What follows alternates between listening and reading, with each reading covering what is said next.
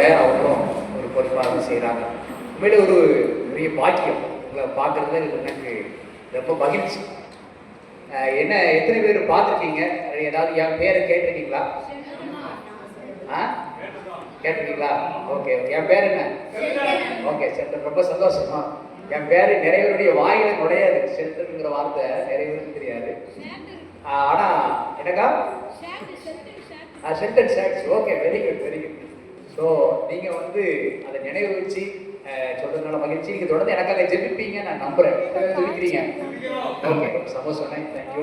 நாசரேத்தில் தொடர்ந்து ஒரு 3 வருஷமாக இப்படிப்பட்ட உங்களை போல மாற்றுத்திறனாளிகளுக்கு அவங்களோடு ஒரு நாள் நேரத்தை செலவிடுவதற்கு ஆண்டவருடைய ஊழியர்களை செய்வதற்கு ஆண்டவர் ஒரு வாய்ப்பு கொடுத்து வருகிறார். இந்த அதே போல ஒரு வாரம் இருந்துச்சு. எனக்கு ஞானபுரம் பக்கத்தில் ஒரு சின்ன கிராமம், அடைத்தலை அப்படிங்கிற ஒரு கிராமம் தான். ஸோ எனக்கு நம்ம ஊர் மக்களுக்கு ஏதாவது செய்யணும், ஏதாவது நம்ம ஒரு பெரிய ஆளுகாட்ட கூட என்னால் ஏற்றதை செய்யணும் அப்படிங்கிற ஒரு வாரத்தை ஆண்டவர் கொடுத்தார். அதை செய்வதற்கு உதவி செய்து கொண்டிருக்கிறார். எனக்கு என்னுடைய குடும்பத்தினரும் எனக்கு ஆதரவாக இருக்கிறாங்க, என்னுடைய நண்பர்களும் எனக்கு ஆதரவாக இருக்கிறாங்க. ஸோ இந்த காரியங்கள் சின்ன சின்ன காரியங்களை செய்வதற்கு உதவியாக இருக்குது. இன்னொன்று,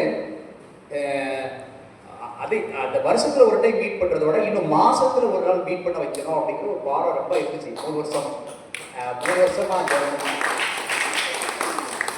அப்போ அது வந்து அப்போ சரி சொல்லி நினைக்கும் போது கரெக்டாக இந்த வருஷம் சுஜாதா அக்கா, எலிசபெத்லாம் அக்காலாம் வந்தாங்க. அப்போ அவங்கள்ட்ட டிஸ்கஸ் பண்ணும்போது அப்போ இப்படி ஒரு வாய்ப்பு இங்கே இருக்கிறத சொன்னாங்க. அப்போ நம்ம பிப்ரவரி மாதமே நம்ம ஸ்டார்ட் பண்ண ஆரம்பிச்சிட்டோம். அது உண்மையிலே ஒரு வாக்கியம். ஏன்னா ஒரு வருஷத்துக்கு கழிச்சு நம்ம மீட் பண்ணுறதுக்கும் மாதத்துக்கு மாதம் நம்ம பார்க்குறது ஒரு மகிழ்ச்சி இல்லையா?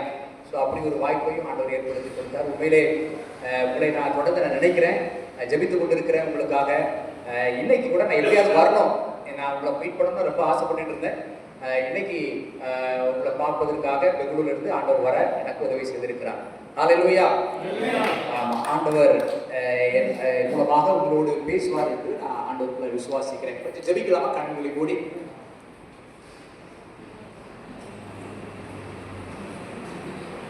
ஆட்கொண்ட தெய்வம் திருப்பாதம் அமர்ந்து ஆறுதல் அடைந்தே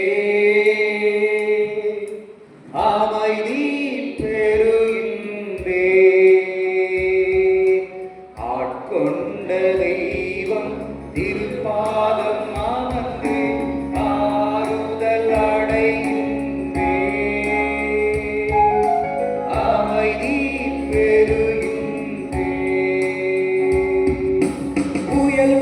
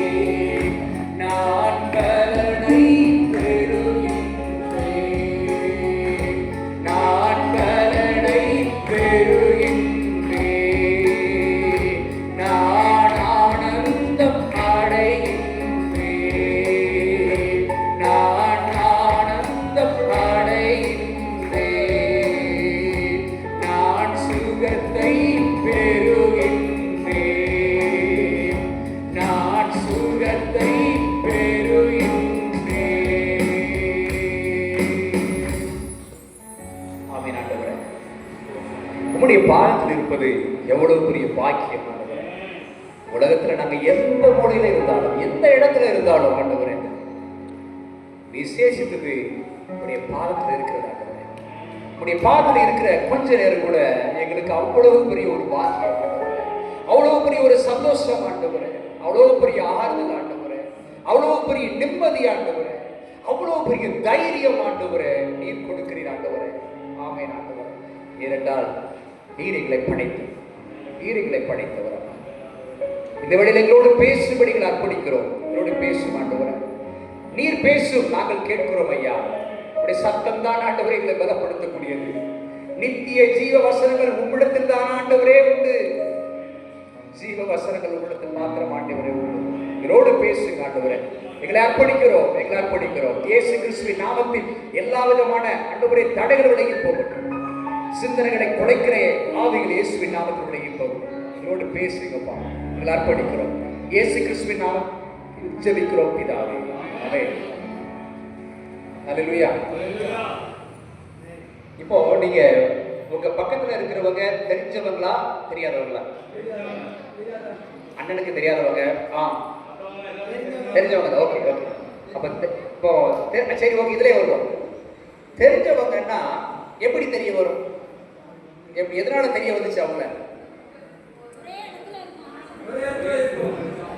ஒரே ஸ்கூல்ல படிச்சிருப்பீங்க. ஓகே. அப்புறம் ஒரே இடத்துல வேலை பார்த்துருப்பீங்க, ஒரே இடத்துல இருக்கீங்க. ஓகே. அப்புறம் ஒரே சபைக்கு போறவங்களா இருக்கலாம். இன்னும் உங்களுக்கு புரிஞ்சுட்டீங்க, அறிஞ்சிருக்கிறீங்க, புரிஞ்சிருக்கீங்க. ஆமாவா இல்லையா? நீங்க சொல்லுவீங்க ஒரே இடத்துல தான் வேலை பார்க்குறேன்னு சொல்லுவீங்க. ஆனா சிலர் நீங்க பார்த்தீங்கன்னா ஒரே இடத்துல வேலை பார்த்தாலும் அவர்கிட்ட பேசவே மாட்டாங்க. எலி கூடையமா இருப்பாங்க. பக்கத்து வீட்டு ஒரே ஆட்களா இருப்பாங்க, பக்கத்துல பேசவே மாட்டாங்க. அப்படிங்கும் போது அவங்களோட நமக்கு தொடர்பு இருக்குமா இருக்காதா? அவங்களோட ஒரு உறவு மேம்படுமா இல்லையா? இல்ல. அப்போ ஒரு ஆளை குறித்து நம்ம அறிந்து கொள்ளும் போதுதான், அவங்களோட தொடர்புகளை இருக்கும் போதுதான் என்னாவோ நமக்கு அவர்களோட ரிலேஷன்ஷிப் வளரும். இப்போ நீங்க வந்து உட்கார்ந்து இருப்பீங்க, ஒரு இடத்துக்கு டிராவல் பண்ணிட்டு இருப்பீங்கன்னு வச்சுருங்க. பஸ்ஸில் போறீங்க. பஸ்ஸில் போனோன்னே பக்கத்தில் உட்காரும்போது, சீட்டு உட்காரும்போது பக்கத்தில் பார்ப்போம். நான் வந்து பார்க்கும்போது அவர் நம்மளை முறைச்சி பார்ப்பார், நம்மளும் முறைச்சி பார்ப்போம்.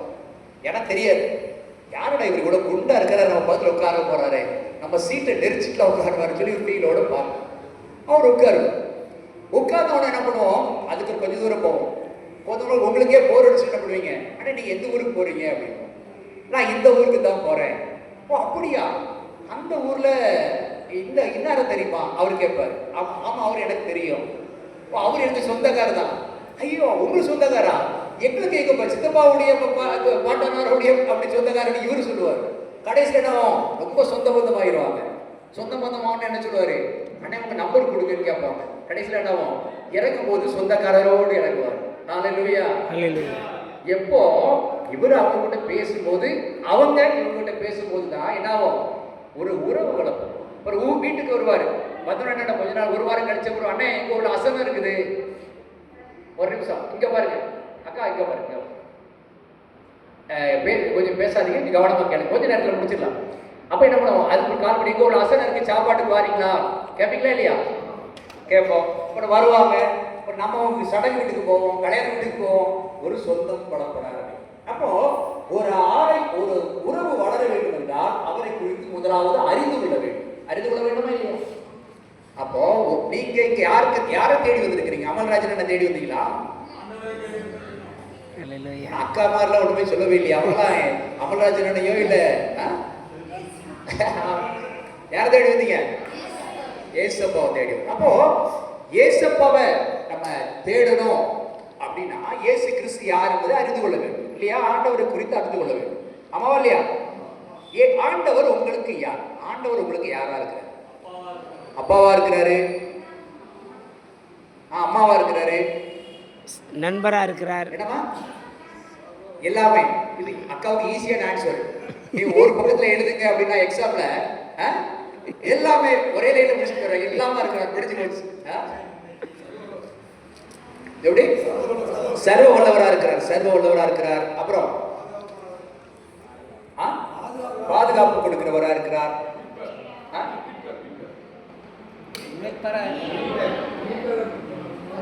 மீட்பரா இருக்கிறார். என்னடா கேடகம்? கேடகம் கேடகம் என்னது? நிறைய பேர் கேடகம்னு தெரியணுங்கிறதுக்காக கேட்கிறேன்.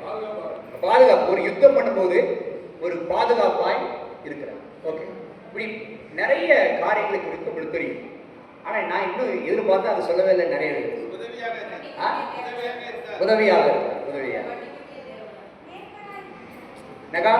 சொல்லியாச்சு. மன்னிக்கிறவரா இருக்கிறார். நிறைய பேர் நம்ம மன்னிக்க தான் முடியல இல்லையா? ஆண்டவரை மன்னிக்கிறார். அப்புறம் ஒளியா இருக்கிறார், வெளிச்சமா இருக்கிறார். நமக்கு வந்து ஒரு இருளுல போகணும்னா ஒரு வழியை காண்பிக்கிறவரா இருக்கிறார்.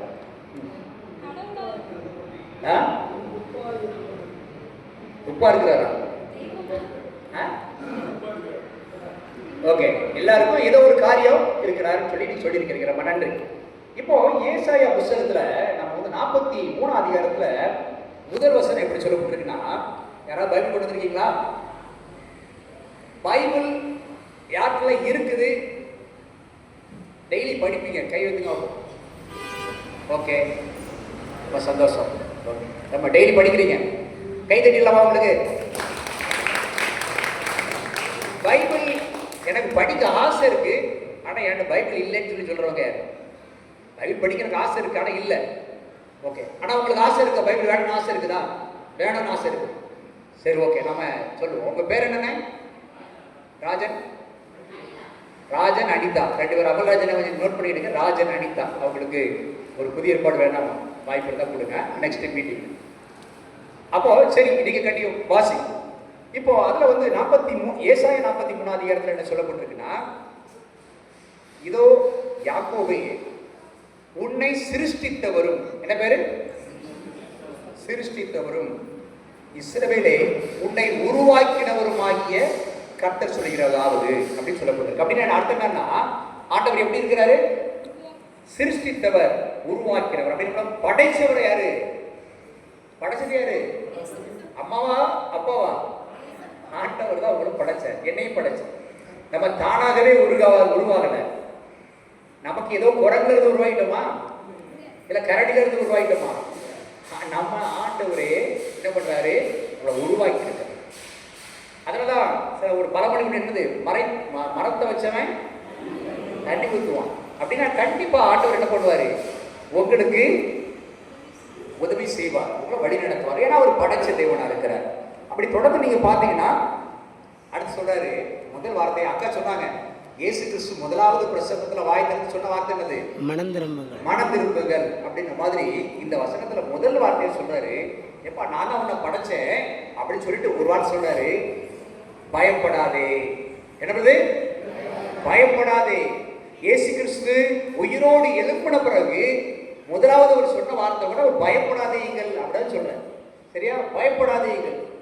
இந்த உலகத்துல எல்லாருக்குமே பயம் இருக்குதா இல்லையா?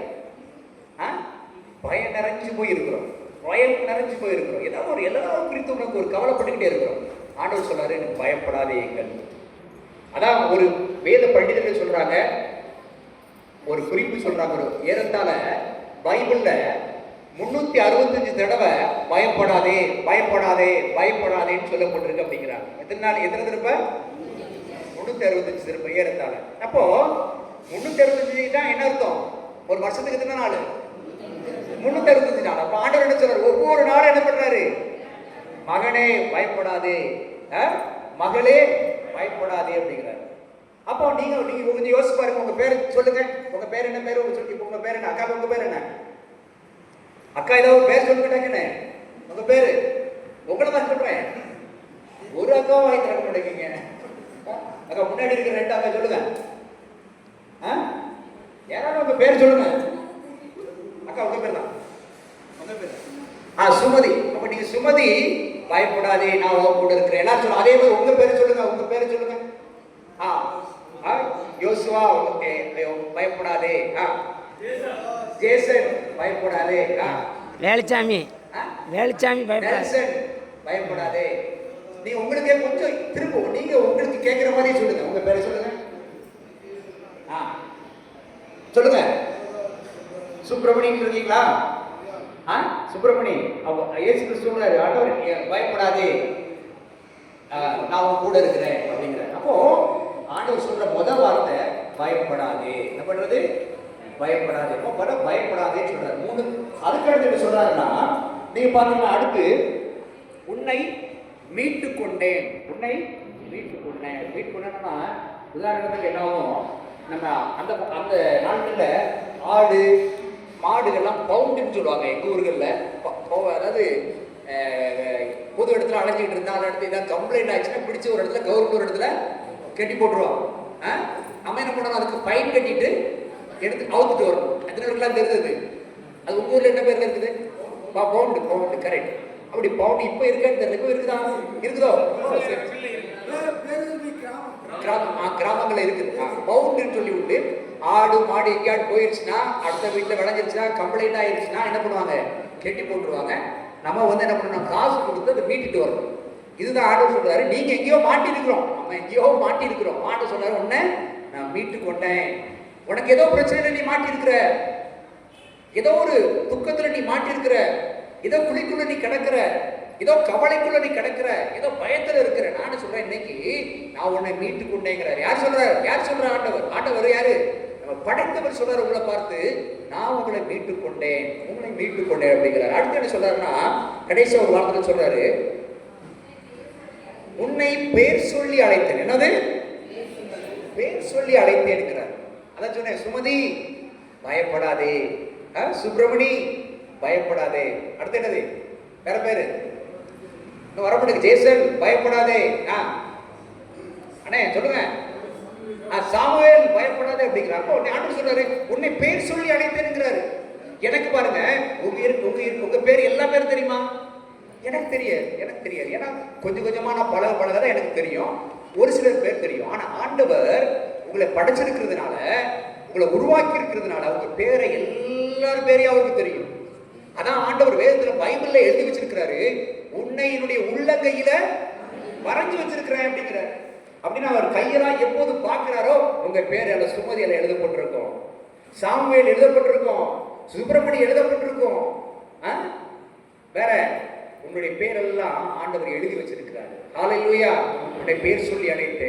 இந்த உலகத்துல நிறைய பேர் இருக்கிறாங்க. இந்த தூத்துக்குடி இந்த பட்டணத்துல கூட லட்சக்கணக்கான பேர் இருக்கிறாங்க. ஆமா தானே இல்லையா?